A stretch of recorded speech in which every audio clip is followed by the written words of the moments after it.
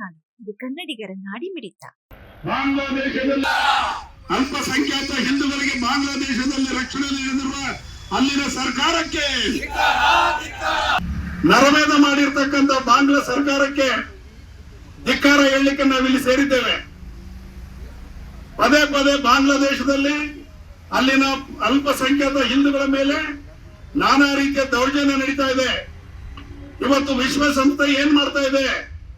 ಇವತ್ತು ಬಳ್ಳಾರಿಯಲ್ಲಿ ಪ್ರಜ್ಞಾವಂತ ನಾಗರಿಕರೆಲ್ಲ ಸೇರಿ ವಿಶ್ವಸಂಸ್ಥೆಯ ಪ್ರಧಾನ ಕಾರ್ಯದರ್ಶಿಗೆ ಒತ್ತಾಯ ಮಾಡ್ತಾ ಇದ್ದೇವೆ.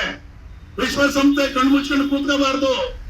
ಬಾಂಗ್ಲಾದೇಶಕ್ಕೆ ನಿಯೋಗ ಹೋಗಿ ಅಲ್ಲಿಯ ದೌರ್ಜನ್ಯದಲ್ಲಿ ತೊಂದರೆಗೊಳಗಾದವರನ್ನು ಭೇಟಿ ಮಾಡಿ ಅಲ್ಲಿಯ ಸರ್ಕಾರಕ್ಕೆ ಎಚ್ಚರಿಕೆಯನ್ನು ಕೊಡಬೇಕು.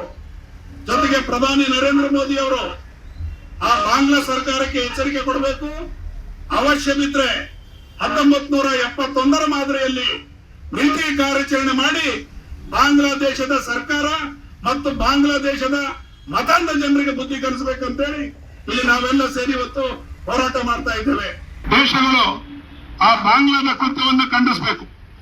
ಭಾರತದಲ್ಲಿರ್ತಕ್ಕಂಥ ಅಲ್ಪಸಂಖ್ಯಾತರು, ನೀವು ಕೂಡ, ನಿಮ್ಮ ಧರ್ಮಗುರುಗಳು ಕೂಡ ಈ ಖಂಡನೆಯನ್ನು ಮಾಡಬೇಕು. ಬಾಂಗ್ಲಾದಲ್ಲಿ ಅಲ್ಲಿಯ ಅಲ್ಪಸಂಖ್ಯಾತರಿಗೆ ನರಮೇಧ.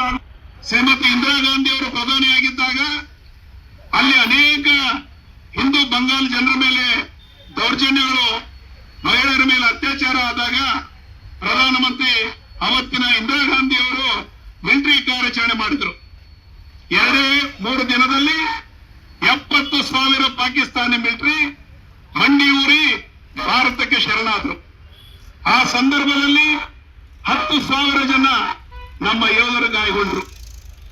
ಆ ಬಾಂಗ್ಲಾದೇಶದ 15 ದಿನ ಭಾರತ ಸರ್ಕಾರ ಆಕ್ರಮಣ ಮಾಡಿದ ನಂತರ ಅಲ್ಲಿ ಒಂದು ಸರ್ಕಾರವನ್ನು ಮಾಡಿ ಪ್ರಜಾಸತ್ತಾತ್ಮಕ ವ್ಯವಸ್ಥೆ ಮಾಡಿ ಬಂದಿರತಕ್ಕಂಥದ್ದು.